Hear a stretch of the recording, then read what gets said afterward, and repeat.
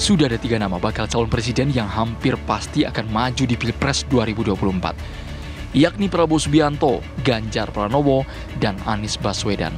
Kini, posisi calon wakil presiden yang masih dinanti-nantikan diperkirakan menjadi kunci penentu kemenangan dalam Pilpres 2024. Pasalnya, dari sejumlah survei 3 bakal capres memiliki elektabilitas perbedaan yang tipis antara Ganjar Pranowo, Prabowo Subianto, dan Anies Baswedan. Belum adanya nama yang dipilih sebagai pendamping 3 bakal capres membuat Ketua Umum Partai Nasdem Surya Paloh lebih memilih menunggu dari pengumuman bakal cawapres dari kubu Ganjar dan Prabowo.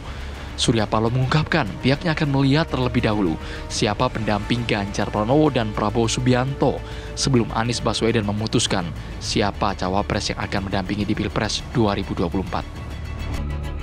Lantas bagaimana tanggapan kubu Prabowo dan Ganjar melihat langkah politik injury time yang dilakukan Nasdem yang lebih memilih menunggu lawan politiknya menentukan pendamping bakal capres yang diusung? Benarkah alotnya memilih bakal cawapres karena belum adanya sosok yang mumpuni mendongkrak elektabilitas bakal capres yang diusung? Tim TV One mengabarkan.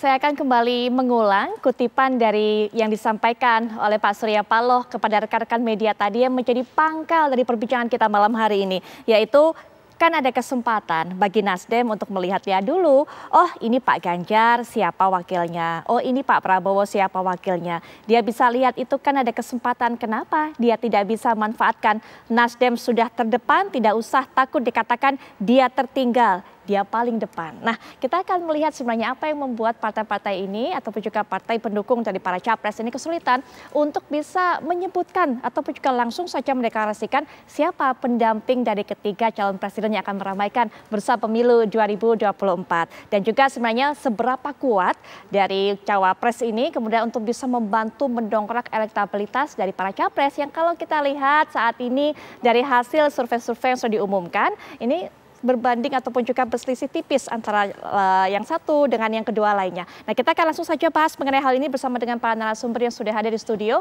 ataupun juga yang bergabung melalui daring. Yang pertama sudah hadir di samping saya Bang Syahganda Nainggolan yang juga merupakan dari pendukung Anies Baswedan. Selamat malam Bang Syahganda. Selamat malam Bu Putri, selamat malam pemirsa. Ya. Baik, dan juga Bang Habibur Rahman sudah ada di tengah kita akan memberikan suaranya juga atas nama Gerindra. Assalamualaikum warahmatullahi wabarakatuh. Selamat malam Bang Habibur Rahman. Dan juga dari PDIP Bang Masinton Pasaribu sudah bersama saya juga di studio. Selamat malam Bang Masinton. Ya, selamat malam Mbak Viola. Baik, dan juga akan memberikan pandangan politiknya, yaitu mengenai hal ini sudah hadir secara daring Mas Hanta Yuda selaku Direktur Eksekutif Poltreking Indonesia. Assalamualaikum warahmatullahi wabarakatuh. Selamat malam Mas Hanta Yuda.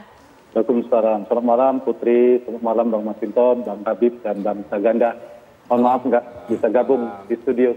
Baik, tapi terima kasih di tengah kesibukannya masih menyempatkan diri melalui daring untuk bisa memberikan pandangannya mengenai hal ini dan juga terlibat dalam perbincangan Mas Hanta Yuda.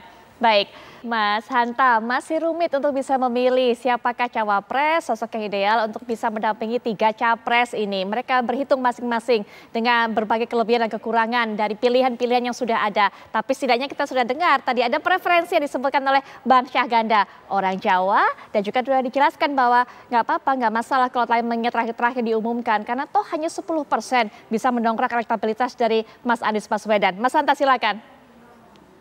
Ya, Putri, ada 2 hal penting ya kayak bicara posisi cawapres di pemilu 2024 ini. Satu, Pilpres 2024 adalah Pilpres tanpa incumbent.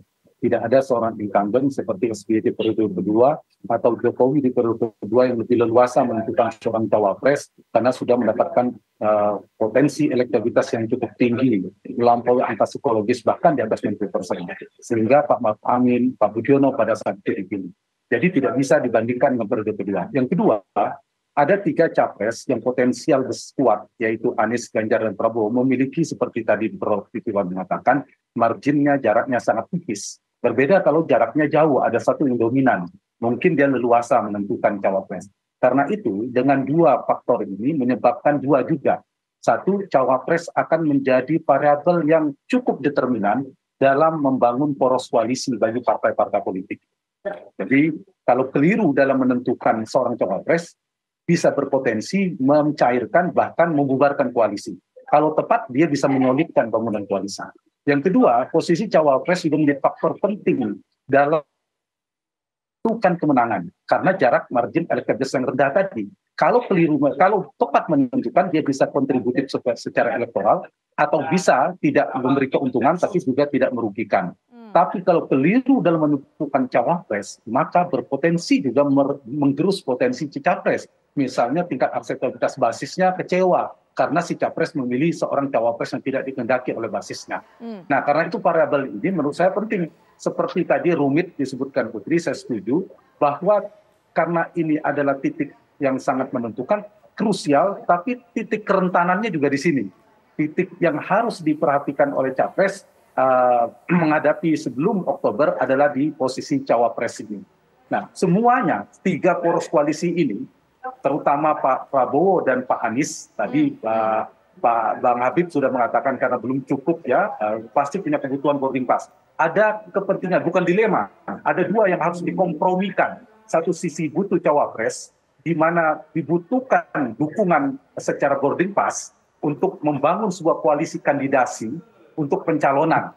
Kalau itu saja tidak cukup, tetapi juga harus mempertimbangkan faktor koalisi eleksi atau election atau winning election, soal faktor kemenangan.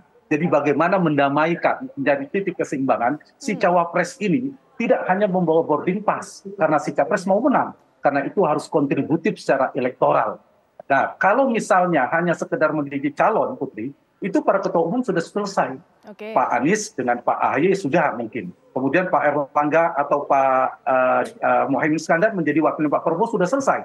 Tapi ada faktor lain yang diperhitungkan oleh para kubu ini, para politisi, kutub-kutub politik ini adalah faktor di mana cawapres bisa kontributif secara elektoral. Yang tadi racikan yang sempat disampaikan oleh Bang Saganda tadi itu adalah melengkapi supaya dia bisa mendukung, menjadi daya dongkrak untuk mendukung si capres dalam memenangkan pertarungan di Pilpres.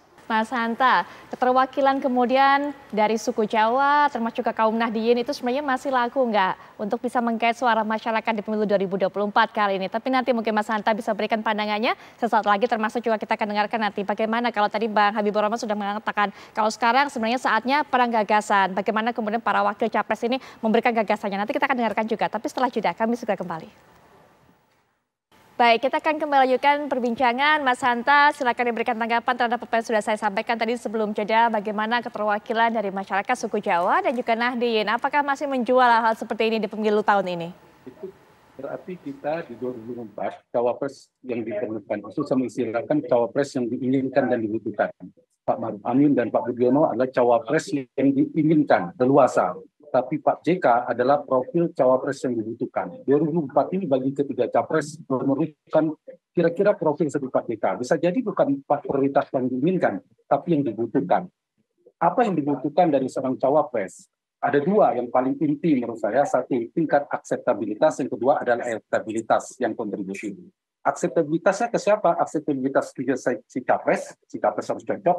Yang kedua ada akseptabilitas kepada para ketua umum partai yang membangun koalisi, tingkat penerimaan, dan yang ketiga adalah akseptabilitas atau tingkat penerimaan para kingmaker seperti Pak Jokowi yang juga andil, Pak SBY, Pak Surya Paloh, Ibu Mega dan lain sebagainya. Yang kedua adalah elektabilitas. Ini faktor yang paling determinan. Mungkin ditambah bisa isi tas lah atau logistik yang memadai. Nah, dari sisi elektabilitas ingin menjawab pertanyaan Putri tadi, itu bisa dilihat kombinasi-kombinasi yang dibutuhkan oleh si capres, baik secara geografis atau secara demografi. Tapi bagi capres ada 2 strategi yang bisa menjadi opsi. Satu strategi dia mencari cawapres untuk memaksimalkan basis dia sendiri.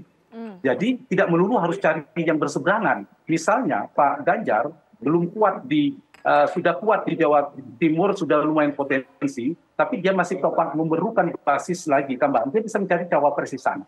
Pak Anies misalnya, apakah akan mencari dari Jawa Tengah dan Jawa Timur misalnya untuk melengkapi, atau cukup cari dari basis Jakarta, Banten, Jawa Barat yang bisa memaksimalkan. Jadi basisnya sendiri yang dimaksimalkan. Yang kedua, bisa jadi mengambil berseberangan dengan si capres, yaitu dari basis lawan. Padahal ini juga belum tentu bisa menggerus atau memecah basis lawannya. Itu pilihan saja, apakah mengambil misalnya yang di seberang atau yang berada di dalam basis yang sama tapi belum maksimal. Dari sisi itu. Kemudian dari sisi geografis juga Putri, saya ingin jawab tadi ya, ada masih dipertimbangkan, mungkin tidak terlalu determinan antara Jawa luar Jawa, antara nasionalis dan religius misalnya. Islam, kekuatan politik Islam dalam ini NU, itu akan menjadi variabel. Misalnya Pak Anies, tadi Bang Saganda juga bilang, Anies misalnya dianggap bukan ya dalam persepsi ini ya, soal misalnya harus ditambah kadar Jawanya, berarti dibutuhkan seorang cawapres di Pulau Jawa. Misalnya dari basis Islam yang punya referensi yang kuat dengan NU. Begitu juga Pak Prabowo dan Pak Ganjar. Mungkin pertimbangan Jawa, luar Jawa oke. Lebih baik luar Jawa, misalnya mereka punya basis di Jawa. Tapi juga membutuhkan tokohan NU misalnya. Yang tidak harus NU, seperti Pak JK kan bukan pengurus NU, tapi dia punya kedekatan dengan struktural maupun kultural NU. Sama satu lagi, yang variabel penting saya terutama Pak Ganjar dan Pak Prabowo yang cukup dekat dengan Pak Jokowi. Pak Jokowi itu approval ratingnya, tingkat kepuasan relatif tinggi kan 70-80%. Artinya cukup banyak pemilih Jokowi di 2019 yang lalu atau yang puas dengan kinerja Pak Jokowi belum memilih Ganjar meskipun satu partai dengan Pak Jokowi.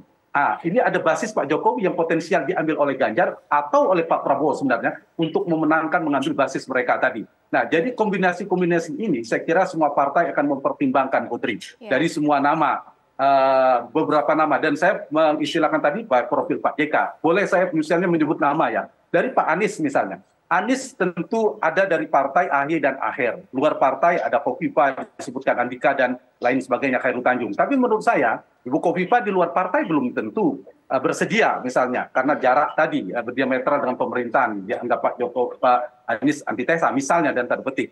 Nah, AHY menurut saya ada cawapres Anies paling realistis. Dia tidak buruk-buruk amat secara elektabilitas. Dia punya elektabilitas. Tetapi di saat yang sama bawa boarding pass. Sebenarnya paling realistis bagi Anies adalah AHY hari ini, per hari ini analisa saya. Dari Pak Prabowo yang sering sedang bertarung Pak Ahad, Pak Erlangga dan Pak Caimin, ini bisa jadi pilih salah satunya. Tapi akan muncul nama di luar partai, seperti Bu Kofifa akan dipertimbangkan, Erick Thohir akan dipertimbangkan. Kalau Ganjar, saya menduga ini Bang Masinton, mungkin akan menjadi cawapres.